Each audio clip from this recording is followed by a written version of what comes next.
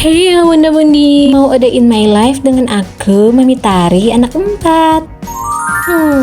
Ini ceritanya pagi-pagi udah telat ya. Harusnya sih nggak jam begini tuh bangun pagi. Lebih tepatnya bangun siang ya bunda. Jangan ditiru ya kemalasan yang hakiki pagi hari ini. Kalau pagi-pagi tuh kita bangun telat, pasti akan berabe deh keseharian itu. Kayak aku ini nih, bangunnya ikutan kalau anak sudah bangun. Harusnya tuh kita sebagai ibu rumah tangga bangunnya tuh kalau bisa tuh subuh ya. Subuh nggak tuh? Iya, karena kalau bangunnya udah di jam anak bangun, aduh minta ampun deh kesibukannya. Ceritanya ini lebih tepatnya jam 7 apa jam 8 ya. Sudah tidak lihat jam, tapi aku tuh kalau sudah di jam 7 atau 8 ya ini kurang lebih jam 8 lah. Bagiku itu sudah sangat-sangat terlambat beraktivitas di jam seperti ini. Karena si baby sudah bangun dong, dan aku ini bangunnya barengan memang sama si baby. Karena juga faktor hari libur dong, jadi bermalas-malasan sedikit tidak apa-apalah, tapi jangan banyak-banyak ya malas-malasannya. Dikit-dikit nggak ngaruh lah, walaupun sebenarnya ngaruh sih. Disesuaikanlah sama masing-masing asalkan bahagia. Nah, untuk mencapai kebahagiaan itu, usahakan tiap pagi tuh kita harus memiliki aura yang positif. Ya nggak sih, kalau pagi-pagi itu udah stres, bawaannya sampai malam mau gitu aja moodnya nggak karuan gitu. Jadi paling penting itu bagi seorang ibu adalah waktu di pagi hari, ya nggak sih? Itu menurutku ya. Nggak tahu buat bunda-bunda yang lain gimana. Kan aku sadar akan kelalaianku, jadi aku memutuskan untuk sabar, membiarkan pekerjaan dapur menunggu. Karena balitaku ini sudah ikutan bangun, jadi aku fokus dulu sama mereka.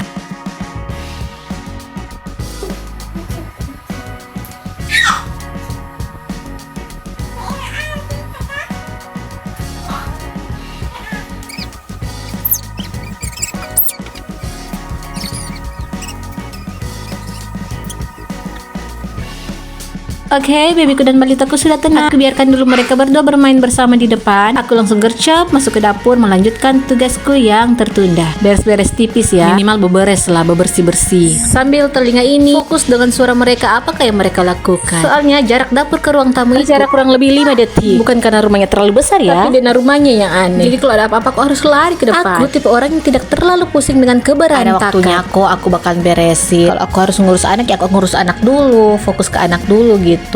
Supaya ini kewarasan mental bisa terjaga ya. Aku nggak mau ambil pusing dengan segala kehamburan-hamburan, keserakan apapun itu aku nggak mau ambil pusing. Ya sudah, kalian mau serakan, serakin aja. Entar aku beresin kalau udah waktunya.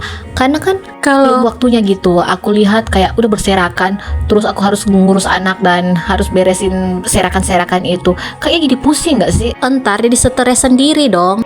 Seperti sekarang, sudah waktu mencuci piring, anak sudah diam, tenang. Langsung deh aku gercep di bagian dapur, beresin piring-piring kotor, perkakas, dan segala macam pertetek bengean. Karena bagi saya hidup ini sudah sangat-sangat kacau balau ya. Jadi sebisa mungkin aku meminimalisirkan kegiatanku kalau anakku lagi butuh perhatian. Ya biasa ya, punya anak itu suka butuh perhatian kan, nangis-nangis, mau ini, mau itu, kadang tantrum. Dan kalau aku harus fokus di bagian dapur atau di bagian apalah yang berantakan gitu ya, terus hadapi anak yang tantrum, anak yang mau diperhatikan, bisa gila nggak sih itu? Pengalaman dulu waktu punya anak pertama, aku tipe orang yang nggak bisa lihat hal-hal yang berantakan. Dikit-dikit yang berserakan langsung ku atur. Sampai bawaan suka marah-marah sama anak, sama siapapun yang menghamburkan dan yang mengserakan barang-barang. Dan ternyata itu semua hanya membuat mentalku hancur. Bawaan jadi emosian, suka marah-marah. Ya, karena pengen perfeksionis begitu ya. Lebih ke tidak menerima keadaan gak sih? Pengen rumah yang rapi. Yang sedangkan rumahku adalah bagaikan medan perang. Jadi kalau tidak mau menerima keadaan, yang ada bisa-bisanya jadi gilek. Nah, ini beres-beresku kayaknya tidak ada kendala ya. Para pasukanku pada anteng-anteng nih. Tidak ada drama, nangis-nangis mau ini mau itu. Karena kelihatan keadaannya lagi baik-baik saja. Rencananya aku mau lanjut masak. Tapi bingung nih mau masak apa, soalnya nggak ada planning masak. Cek di kulkas nggak ada isi apa-apa dong. Ya udah deh, aku lanjut beresin konfor aja yang sudah penuh kedekilan ini. Dan belum selesai aja, sudah terdengar panggilan alam. Jadi aku mulai gercep dari sini. Fokus selesaikan dulu ini beres konfornya. Dan by the way, sebelum melakukan aktivitas di dapur, kegiatan pertama sekali yang harus saya lakukan, yang paling utama, paling penting adalah memberi makan baby. Dan tadi aku sudah memberikan makan baby, tapi tidak direkord karena saya lupa. Untuk meminimalisirkan kehidupan saya, kalau pagi tidak mau ribet-ribet membuat MPASI, karena itu membuat tenaga saya sangat-sangat terkuras ya. Capek-capek bikin MPASI dan akhirnya anak tuh nggak mau makan. Tahu kan masa-masanya GTM anak suka timbul tenggelam tuh moodnya. Kadang pengen, kadang tidak. Memang. Jadi pagi itu saya memutuskan hanya memberikan babynya MPASI bubur instan kemasan. Kan bubur instan kemasan itu juga gizinya sebenarnya sudah cukup. Gak kalah lah sama MPASI homemade selama pemberiannya cukup dan anaknya makan. Pekerjaanku dari tadi hanya beres-beres di bagian dapur ya. Gak terasa aja nih udah mau selesai, anak-anaknya masih aman-aman walaupun sudah tercium bau-bau kebosanan. Jadi aku akan selesaikan kegiatanku di dapur ini. Sudah mau balik ke anak-anak, mau dilihat dulu nih apa ya mereka lakukan ini.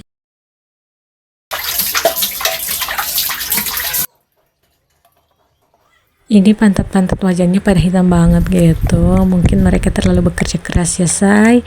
Janganlah kalian bully, bilang ih kok nggak digosok-gosok ini itu, ya sudahlah. Ini bukan soal keestetikan, tapi ini soal semangat yang membara-bara, seperti belangan-belangan, seperti wajan-wajan itu yang sangat membara-bara kalau digunakan sampai hangus kayak gitu.